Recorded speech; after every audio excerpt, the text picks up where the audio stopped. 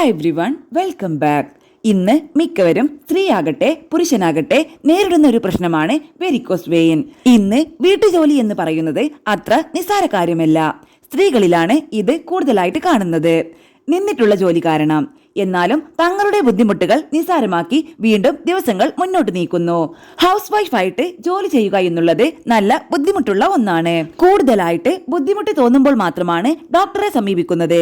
കാലിൽ ഭയങ്കര കടച്ചിൽ, കാലിൽ നീര് വരിക, ഇങ്ങനെയൊക്കെ വരുമ്പോഴാണ് ഹോസ്പിറ്റലിൽ വരുന്നത്. ആദ്യം സ്കാൻ ചെയ്താൽ മാത്രമേ രോഗത്തിന്റെ കാഠിന്യം മനസ്സിലാകൂ.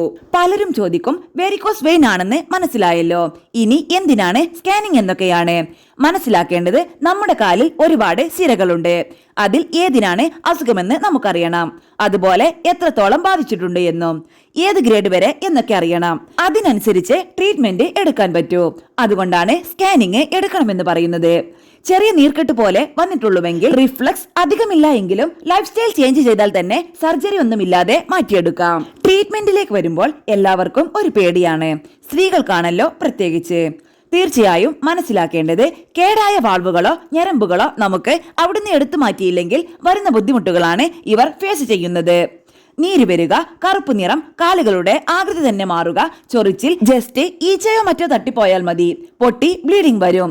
ഇത്രയൊക്കെ പ്രശ്നങ്ങൾ വരുമ്പോഴും പല സ്ത്രീകളും അത് നിസ്സാരമാക്കി മാറ്റിവെക്കും. കാരണം വെരിക്കോസ് വെയിൻ വെറുമൊരു ഞരമ്പ് തരിപ്പായിട്ടും ബാക്കിയുള്ള ബുദ്ധിമുട്ടുകൾ അതിന്റെ വേറെ എന്തോ അസുഖമാണെന്ന് സ്വയം അങ്ങ് തീരുമാനിക്കും. പിന്നെ ചിലപ്പോൾ ഇന്നത്തെ പ്രശ്നം മാത്രമായിരിക്കും, നാളെ ആകുമ്പോഴേക്ക് മാറും ചെയ്യുന്നുണ്ടാവും.